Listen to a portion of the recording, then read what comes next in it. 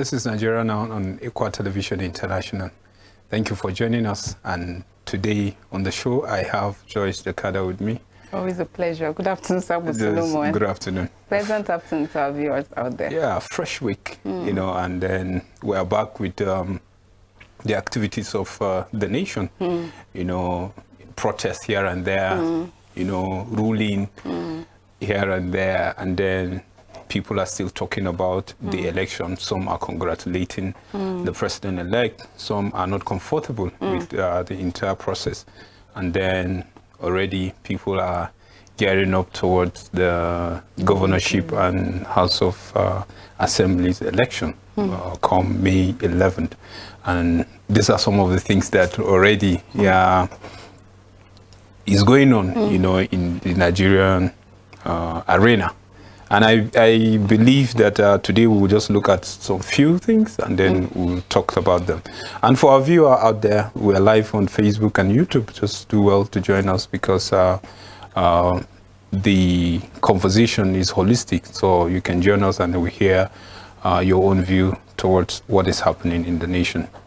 Nigeria Now today, we're talking about, you know, the Supreme Court ruling, you know, still banks await CBN's directive on all Naira notes.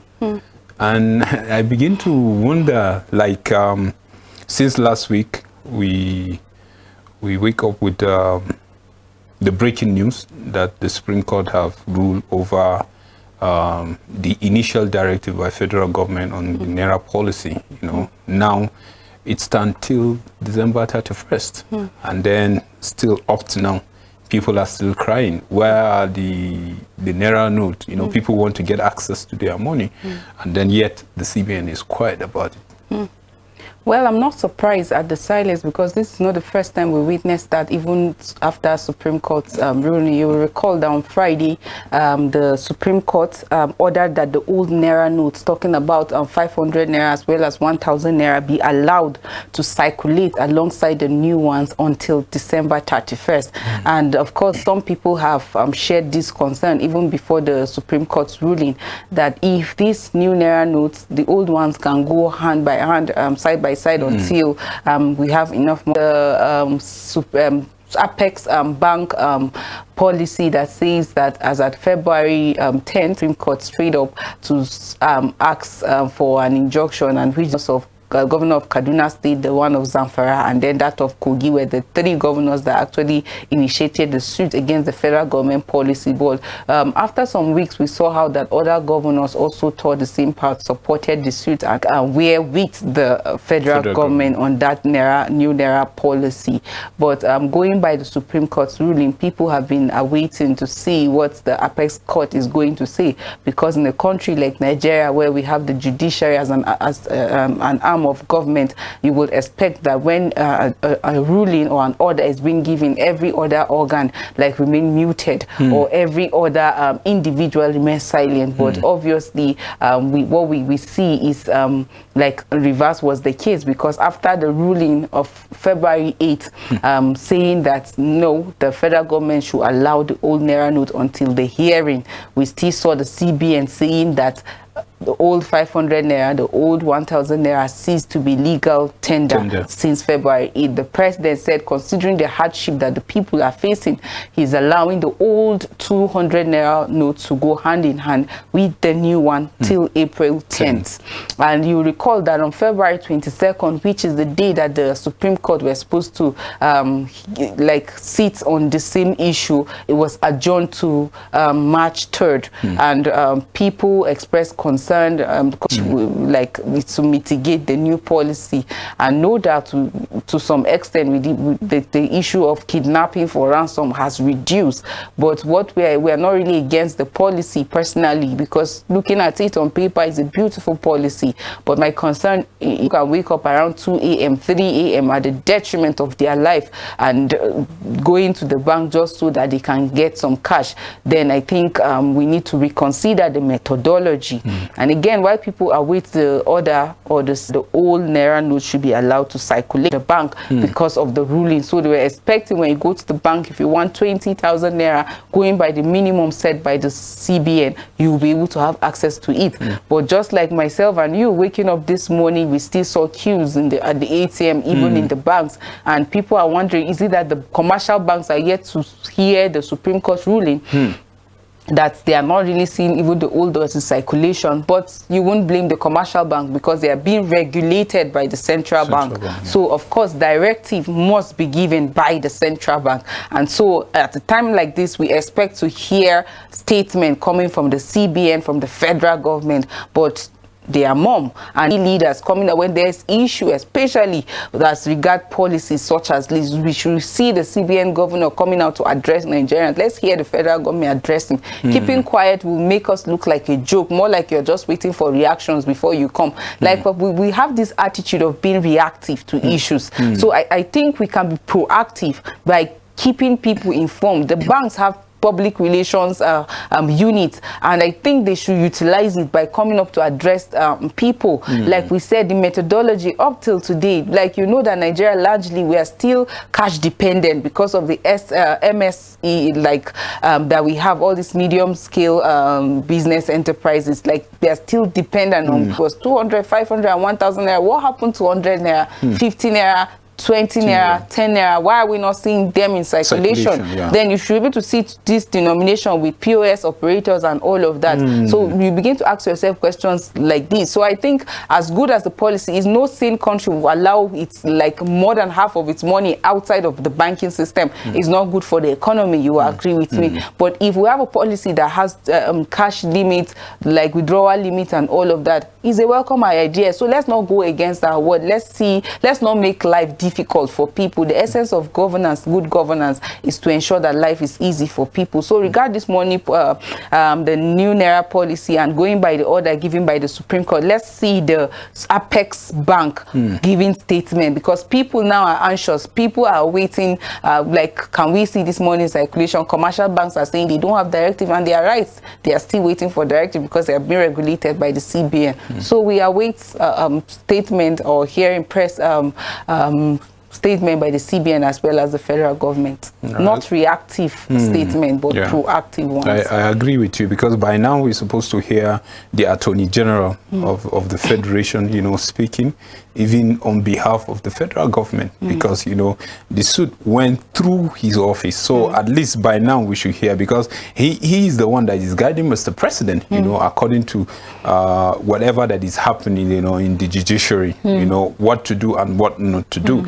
But the silent, like you say, is not really, you know, projecting us like in a good image out there. We look like a joke, because things that we're supposed to see people responding quickly, and it becomes like you are waiting for a reaction before you say something, and that will not do good to our image as well. You know, when you talk about the election issue, you know, the past presidential and then National House of Assembly elections that hold, you know, 25th of February, you know, there are reactions that are still coming up. You know, people are congratulating the president-elect, and then people are still lending their voice on how the process went. You know, we hear about the U.S. ambassador saying election failed to meet Nigerians' expectation. That coming so strong from United States, you know. Well, every election, especially general elections such as this, you expect that it's obtainable everywhere for observers to come. And even before the election, we saw how foreign observers, even domestic observers, were all ready and were in the country to observe the elections.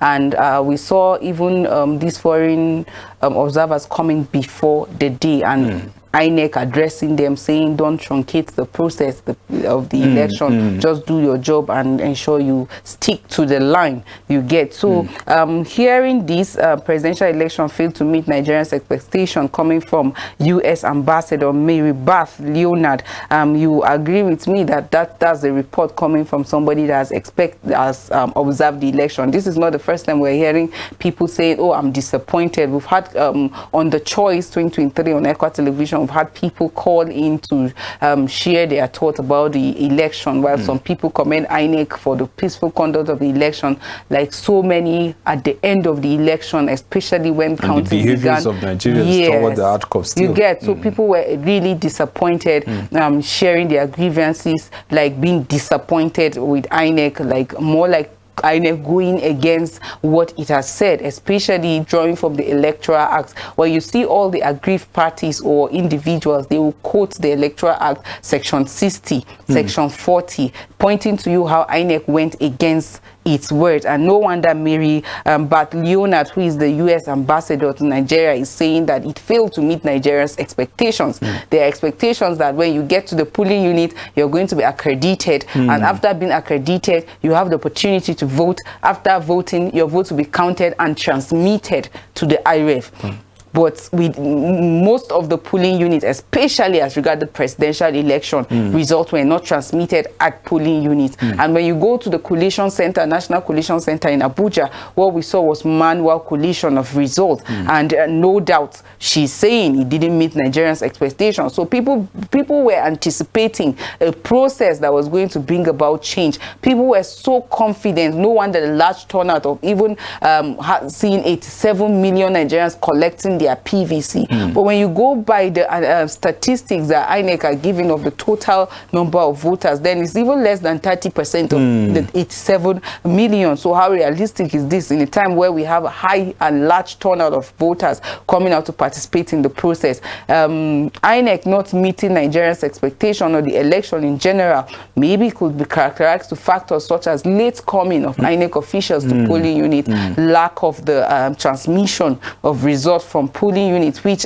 is against the Electoral Act, inability of Nigerians to have access to even the IREF, could be also their expectations not being met. And then when you go back to even the whole process of it, some people expressing the fact that they were disenfranchised, they didn't have the opportunity to vote. They were being told that the alphabet in which their name starts from, like it's not the BVAS is not recognizing it and all of that. So when you go by all these indices, no wonder like the U.S. ambassador is saying Nigerians' expectations are not being met. So, well, we still have elections coming in. I hope that INEC will pick up this, find out, like look into all the observations that were raised and make sure they correct it so that we don't have a repetition of what happened, like especially as regarded the transmission of result in the gubernatorial election. People are already expressing zero confidence, but I hope they do the needful. Okay, but within the week, there's this meeting with the resident electoral officers, you know, which was held in Abuja, and then Professor Mahmoud was telling them that they should do everything possible, you know, to make sure that all of these things work, and he's assuring Nigerians that come Saturday, 11th of March, that they will see changes. They have taken note where they have done well. They have taken note where there are lapses, and they will improve on it. So another assurance. What's your take on that?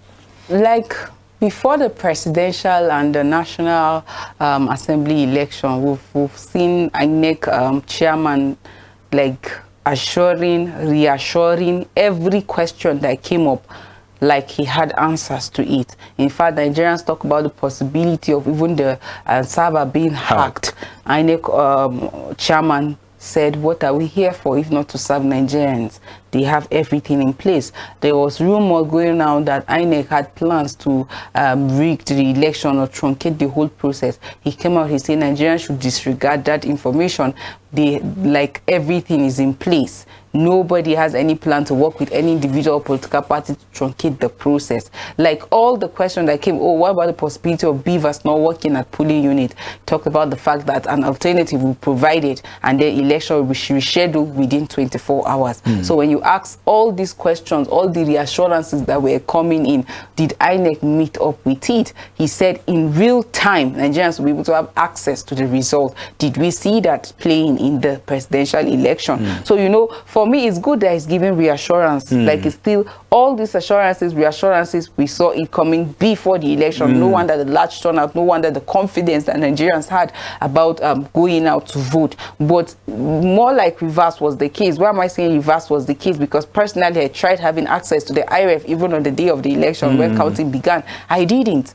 And so INEC talked about the fact that, oh, they had technical glitches, like, but then some people talked about the fact that, oh, some people were trying to hack the server. But you will recall that it took INEC hours before they addressed the issue. So this election is critical. At a time like this, even if you have issues, you keep talking to the people, like immediately. That way, it won't give room for rumors, and people will still believe in you because, yes, this is the problem you encounter. But when you remain quiet and then after a long time, you're coming to say, oh, technical hitches, we recall you said you were going to have operators on ground that are going to handle all of that. So, well, while some people are giving up in the process, I think the chairman coming up to reassure that they're going to deal with all of these issues before the gubernatorial election is a welcome one, but we'll still look forward to that, to seeing that he kept his word. Otherwise, you know, integrity is very essential, and if you lose it, no, it's hard to retrieve it. You know, talking about RF, you know, right now we're talking about INEC uploading 92% of result. And I wonder, you know, from Saturday 25th till today, you know, which is 6th of March, it's just 92%. So going by the Electoral Act, Sambo Duma would like to ask, is the results, like, are we supposed to be seeing results being uploaded 8 days after the election, or results are supposed to be uploaded same day after counting is being done? Like, most people out there will ask, of what importance after election has been done, after announcement declaring president-elect, now seeing that results are being uploaded 92% 8 days after election. Like, we pose a lot of questions, Why is INEC going against the Electoral Act that it signed? It came about that you asked for. A lot of debate went on and all of that, so many questions, but INEC kept assuring. So why are we seeing that? Like, INEC is saying that so far they have uploaded about 161,624 results from the 176,846 polling units 8 days after the presidential election. I don't think it's a good one, personally.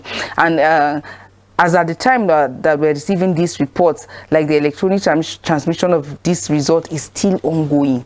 That is against the Electoral Act. You get, they are when you go to section 40, go to section 64 and subsection 4, all these are provisions to how this election will be conducted. Like I said earlier on, you go for your accreditation, after your voting is done, counting should be done. And as soon as counting is done, like, results should be uploaded, and then Nigerians should have access to the result real time. But what we are seeing now, some people have even shared the fact that when they even go to the IRF right now, you see result that stipends have been used. You see some patches have been done to it, and you ask yourself question, what is the credibility? Like, I thought the beavers, the technologies that were introduced, were to ensure transparency, free, fair, credible elections. But now the absence of transmission in real time, like, of what credibility will this election be?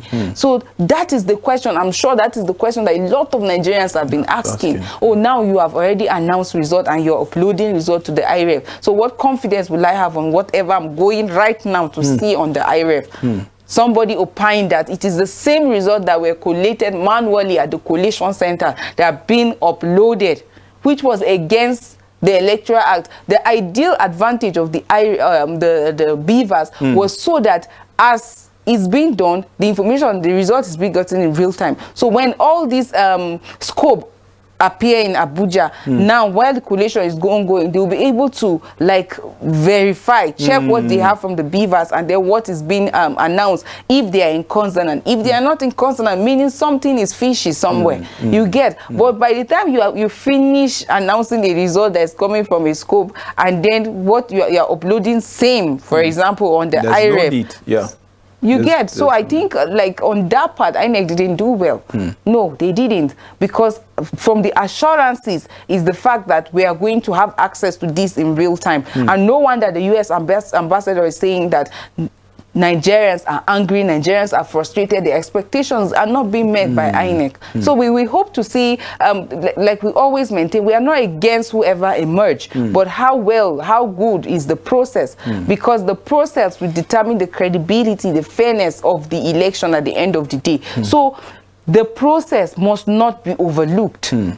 We have a law guiding this procedure. We should adhere to it, not to see that 8 days after the Presidential National Assembly election, results are being uploaded at 92%. So most of the polling units, they didn't have issue with uploading senatorial result or even that of the House of Reps. But when it got to the presidential, that became a problem for most of the polling units. So I think these issues should be addressed. We have the gubernatorial election coming as well as the State House of Assembly. Let's do the needful. Well, thank you, Joyce, for doing this with me. Always a pleasure. I really appreciate that, because this thing that is going on, I believe if care is not taken, definitely it will affect even the outcome of like the turnout of people that will come out for the gubernatorial. But I think this should not deter us. Yes, he reassured us of the INEC, you know, being the empire to take care of this election, and they said they are going to do everything possible. Where they have gotten it wrong, they will fix it, like the issue of the beavers, the issue of transmission. And I think even the electorate should take it as a duty. You have to wait and tell them this is what the electoral says, and you have to do it before you leave our polling unit. And I think that will help, and that should not deter electorate from coming out. I think it's important that electorate should come and then exercise their franchise, because now the